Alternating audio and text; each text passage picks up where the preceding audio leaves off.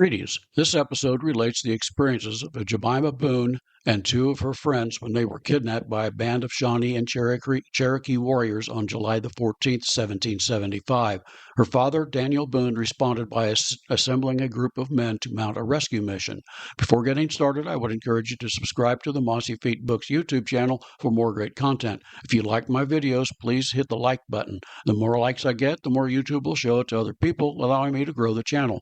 I also entreat you to visit my website, www.mossyfeetbooks.com. There you will find sample chapters, podcasts, a slew of content, and links to where you can buy my books. While visiting the website, you can subscribe to it and receive email notifications of when I publish a new book or other content like this video and podcast. This episode is based on my book, A Day in United States History, Book 1. An Amerindian raiding party consisting of 4 Shawnee and 1 Cherokee warrior overcame a group of 3 girls as they drifted on the Kentucky River, capturing them.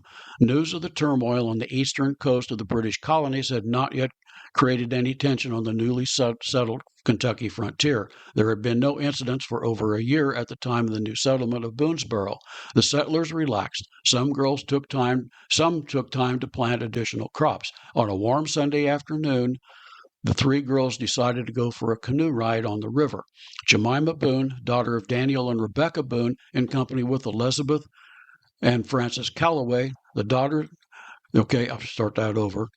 It was Jemima Boone, daughter of Rebecca and Daniel Boone, in company with Elizabeth and Frances Calloway, the daughters of James and Elizabeth Hoy Calloway, basked in the warm July sun as they enjoyed their Sunday afternoon excursion.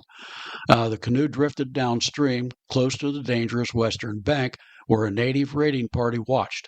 The girls had seen some flowers growing on the bank, and they wanted to gather some. The Cherokee and Shawnee had resisted the Americans as they expanded into their dominions into the natives' hunting grounds, Kentucky. The raids into the new settlements had been infrequent, but bloody when they occurred.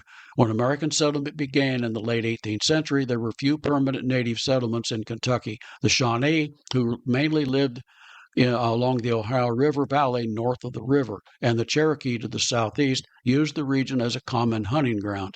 In the summer, the tribes planted and harvested their crops of maize, beans, and squash in their semi-permanent villages, harvesting them in the fall.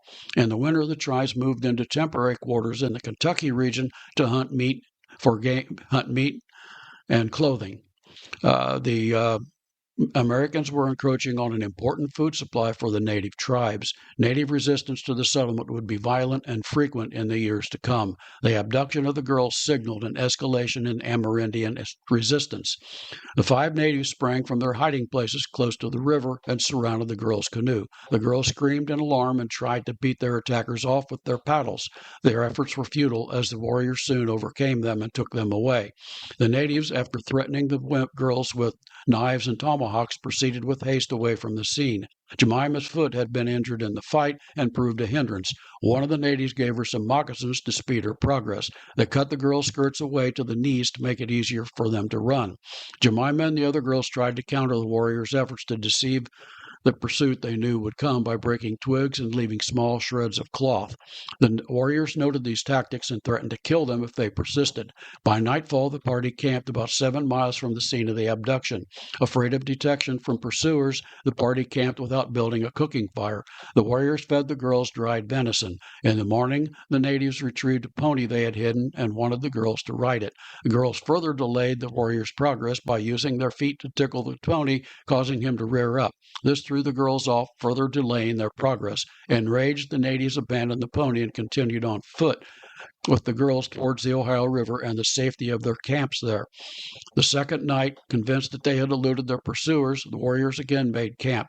They killed a buffalo, laid their weapons aside, and built a cook fire.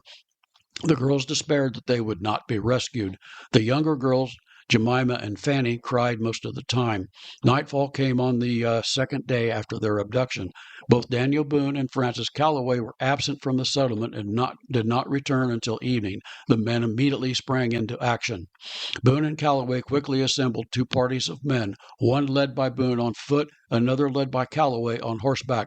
Setting off at first light on Monday morning, Boone hoped to track them through the countryside. Calloway wanted to head them off at the ford on the Licking River. At dark, Boone and his party, attracted by a barking dog, arrived at a cabin where 9 men were building a cabin. They elected to stay the night there. By morning, after some of the men building the cabin elected to join them, they set off again in pursuit. The natives had employed various techniques to throw off the trackers. The trackers knew these tricks, and they used those tricks of their own to thwart the deceptions. Uh, Boone and his party happened on the party of warriors who were confident of their success at eluding their pursuers, tended their fire. Surprised and without their weapons, the warriors leaped to their feet. Boone and his companions shot and killed 2 of them as the others took flight into the forest. The men rescued the girls unharmed. The tale of the girls' rescue was one of the many that prompted Boone's reputation to the rise and his becoming an American frontier legend. Written in a This Day in History format, each of the 2 books in this collection of North American colonial history events includes 366 history stories. The historical collection of tales includes many well-known as some little-known events in the saga of the United States. The easy-to-follow This Day in History format covers a wide range of the people, places, and events of early American history. It is the first book in my series, 366 Days in History series. Each book includes It is available along with many of my other titles on gardening, Indiana places in history, and United States history at the Walnut Street Variety Shop in downtown Batesville, Indiana. I hope you enjoyed this podcast, and thank you for listening.